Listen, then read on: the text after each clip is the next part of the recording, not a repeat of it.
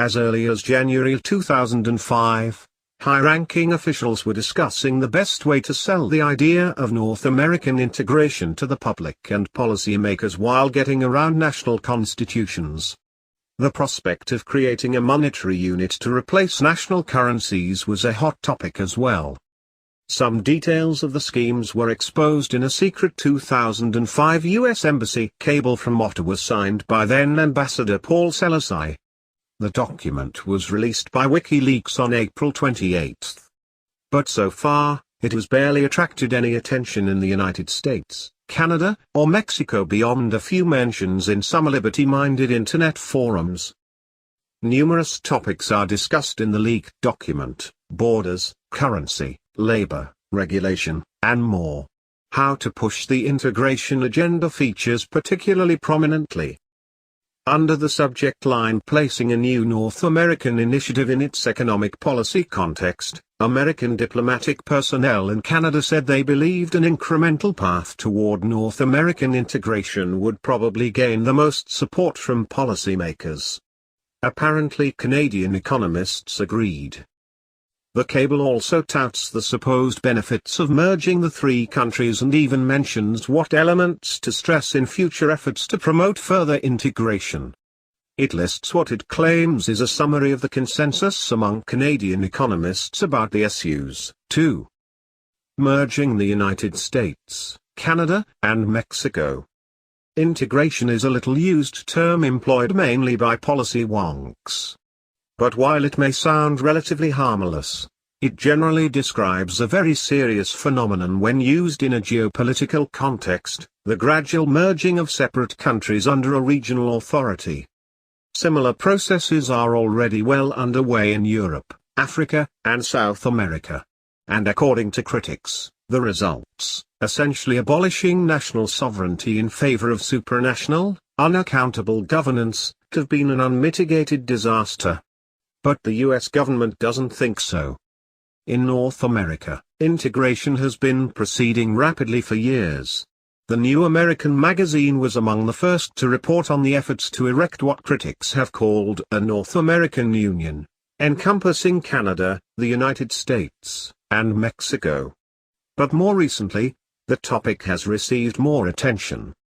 After the creation of the North American Free Trade Agreement, NAFTA, similar in many ways to the European Common Market that preceded the political union in Europe, the integration scheme has only accelerated.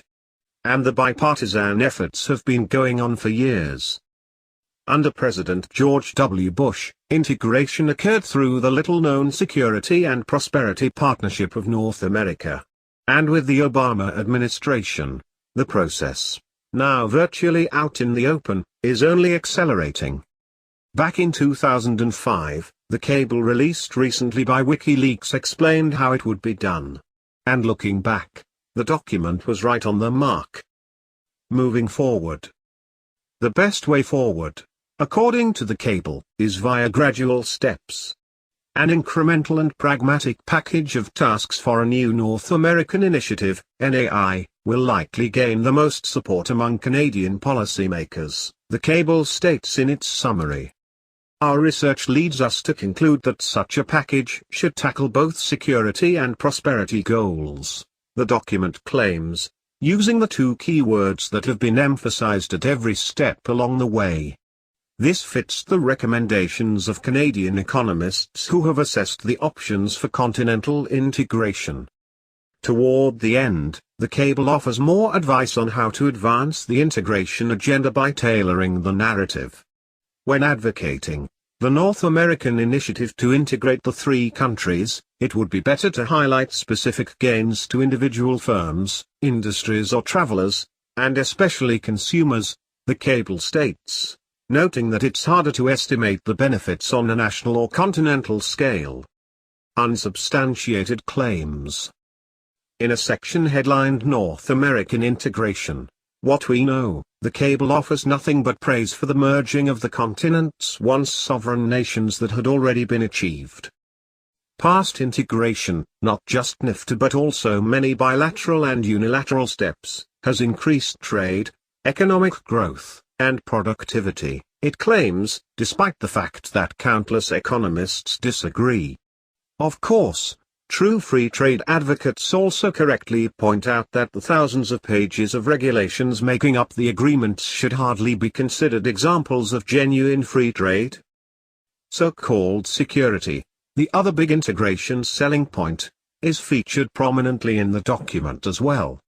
A stronger continental security perimeter can strengthen economic performance, the cable states.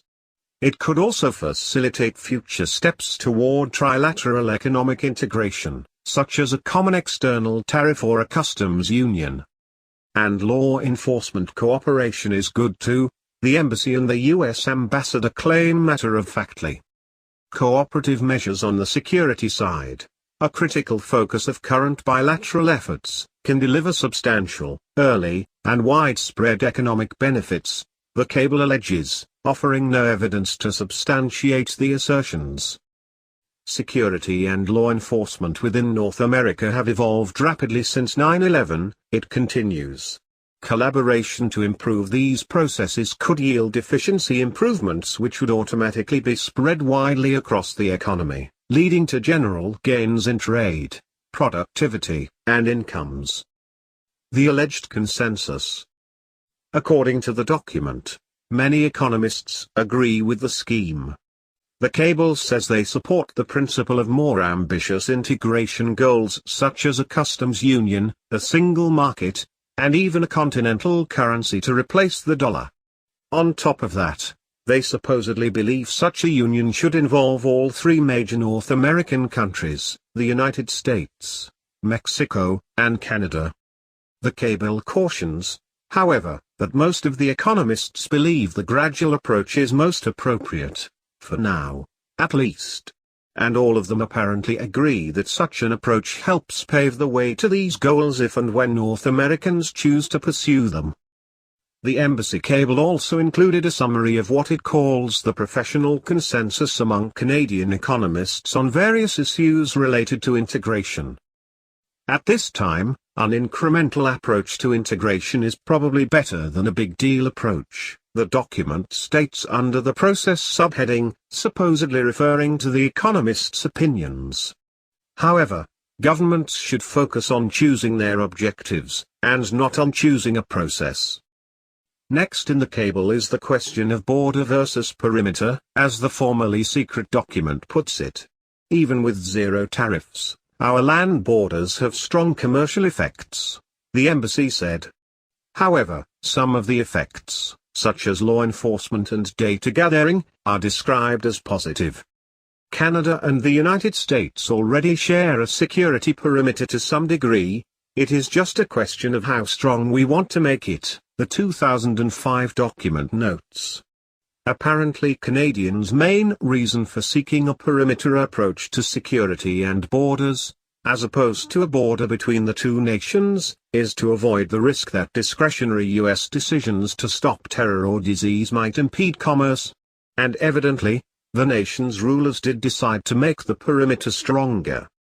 As the New American reported in February, U.S. President Barack Obama and Canadian Prime Minister Stephen Harper met in Washington, D.C., to hammer out a deal on solidifying the common perimeter around the two countries. Also part of the agreement, which conspicuously bypassed both countries' legislatures, was a diminished role for the nation's shared border. The development of a biometric system to track North Americans was agreed to as well, as were numerous other controversial measures. In terms of labor markets, the so-called consensus among the unidentified Canadian economists is also, surprise, the pursuit of even more integration. Many Canadian economists point to labor markets, both within and among countries, as the factor market, where more liberalization would deliver the greatest economic benefits for all three countries, the document states. Next, the cable release by WikiLeaks highlights another startling proposition about how to achieve an end run around the Canadian Constitution. Interprovincial differences, in regulation, are important here, since Canada's federal government does not have the benefit of a US-style interstate commerce clause, the document states. While much of the problem is domestic in nature, an international initiative could help to catalyze change. Yes, the U.S. Embassy referred to the wildly abused and misapplied Commerce Clause as a benefit that Canada lacks. And it actually suggested, hiding behind unnamed economists, that the constitutional problem could be minimized by foisting an international initiative on the Canadian people. The cable also claims the economists support a customs union, a feature developed in the European Union once the integration process was well established. A common external tariff, or a customs union which eliminated NAFTA's rules of origin, ROO, is economically desirable, it states. And finally, the document summarizes the consensus on the subject of a currency union.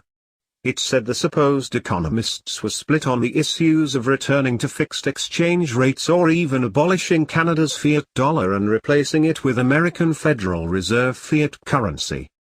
The cable gives the final word on the topic of a currency union to the Canadian central bank boss. He is quoted as saying that monetary union is an issue that should be considered once we have made more progress towards establishing a single market. Secrets, backers.